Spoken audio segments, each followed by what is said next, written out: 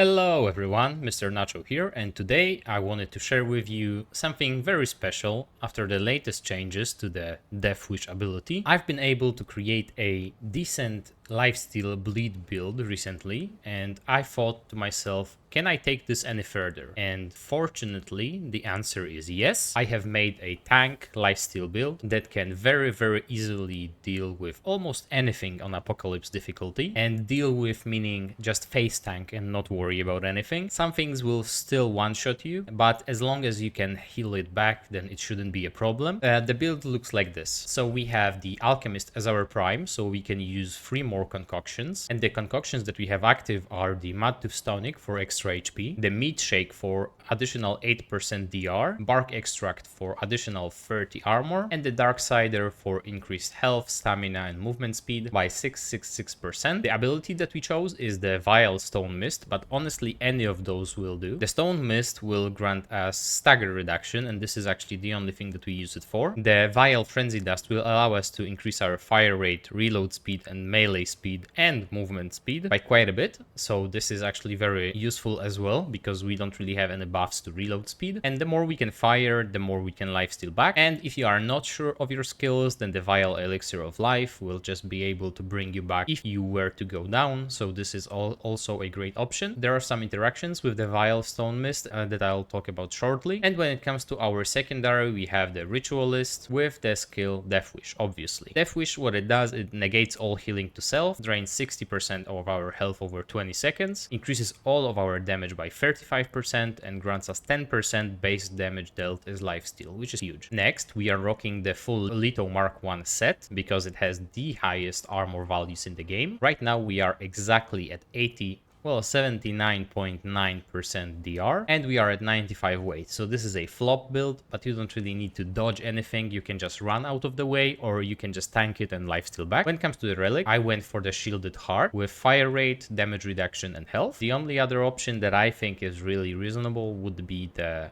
Siphon Heart, which increases your lifesteal even further. When it comes to the guns, I chose the Chicago Typewriter because it has the highest mag capacity and it doesn't overheat like the LMG does, so it's the best of both worlds. It's something in between the LMG and the Black Maw. We have overflow on it, so we can shoot even faster, and we have Twisting Wounds as a default, so that we, first of all, can apply dots, and dots actually heal us back as well. Then, whenever we apply bleeding, the enemies heal less, so whenever you are in a boss fight and they have empathy or they have regenerator, they will just heal less. And it also enables our damage perk on the Ritualist, which says that increases all damage and crit chance to enemies affected by negative status effects. So this is only active whenever something has a dot on it, so we'll be able to apply dot to everything and anything just by shooting at it with Twisting Wounds, so this is extremely efficient. Then we have our Krelax with Tainted Blade, obviously, so that we deal 10% more damage. And again, we just apply a dot that will just keep healing us over time. And then we have Nebula because Nano Swarm is extremely powerful, simply because there are plenty of the Nano Swarm nanomachines that will actually attack the enemy, and every single hit will heal us back. On top of that, they also apply Corroded, which will also heal us as a dot. And then we can just apply Corroded status just by shooting Nebula at an enemy, which will also give us some healing back. Now, when it comes to the Amulet, we went with the Nightmare Spiral, simply because whenever we use Deathwish, it already negates all healing to self. So we just might as well just negate it even further because we don't care about it. We can just use Lifesteal as our healing. Then we have the Burden of the Follower. It reduces our fire rate but increases mod power generation, and mods is something that we will be relying on quite often. The Nano Swarm will heal us back and deal considerable damage, and also apply Corroded so we deal even more damage. And the Overflow mod is very nice whenever we have it because it increases fire rate and reload speed, and whenever it just recharges, we can just pop it to reload our magazine without having to go through the entire animation, just fill it back up instantly. Then we have the Atonement Fold, which inflicts bleeding on us and gives us 10% crit chance, and this time we don't really care about the crit chance, we only want self-bleeding from the string, which is quite unorthodox, but this is how it is. The self-bleeding gives us 25% damage reduction because of 5 stacks of Bulwark that we have permanently.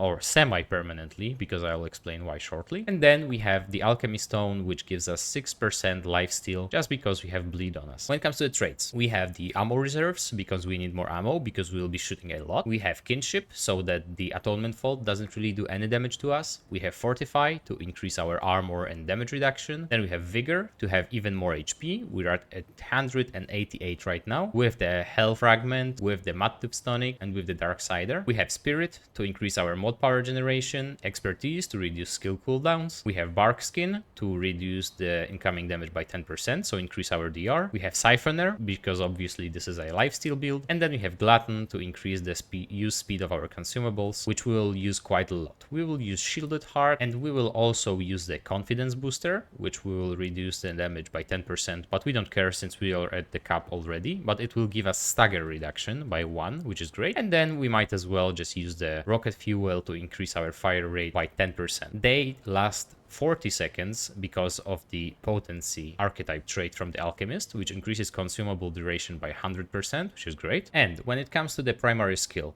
let's get back to it for a moment. Whenever you use Vile Stone Mist, it will actually give you the stone skin status, and it will remove any status effect from you that you currently have. So right now we have bleeding, and whenever we remove it, it will actually remove all 5 stacks of bulwark from us, which gives us 25% damage reduction. But this skill itself gives us 25% damage reduction, so we are permanently at 79.9. No matter what happens, we will never go below 79.9. The only thing that it will do to us, it will actually take away 6% of our lifesteal that we have, because we will no longer be bleeding, so we will just not have this active whenever we have the stone skin active. But we don't really need it, since we will have the Nightmare Spiral and Deathwish usually up at the same time that we have the stone skin up, so we will just lifesteal through those. And whenever we don't have the stone skin up, we'll just lifesteal as normal for the alchemy stone, and it will buff us quite considerably, because this is 6%, which is twice the value of the siphoner trait. Just the siphoner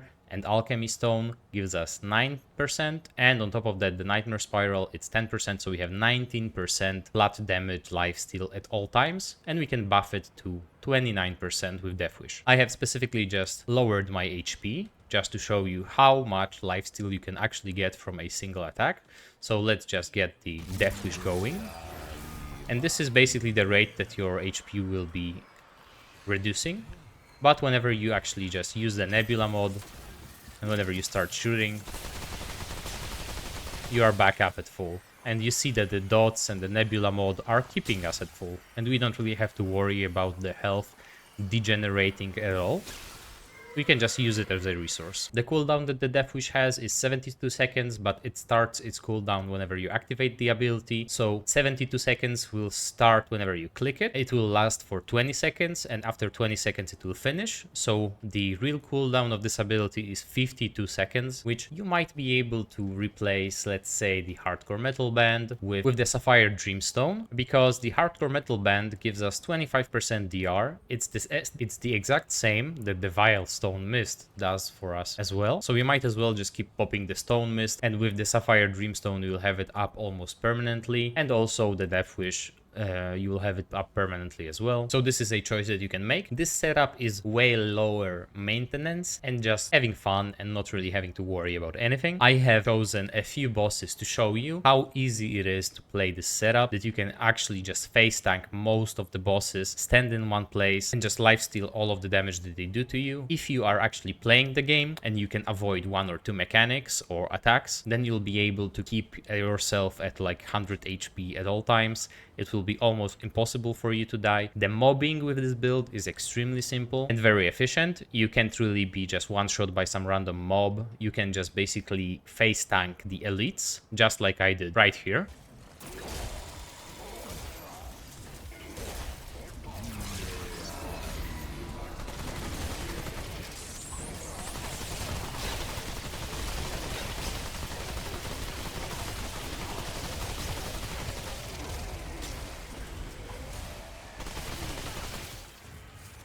Yeah, so they didn't really stand any chance. You can just do this with every single elite in the game and not have to worry about it. There are only some bosses that can kill you. Other than that, just lifesteal to your heart's content, apply all of the dots that you can, and just be the unbreakable tank that you know you can. Anyway, here are the boss fights that I've prepared for you. Hope you enjoyed them, and as always, have a great day.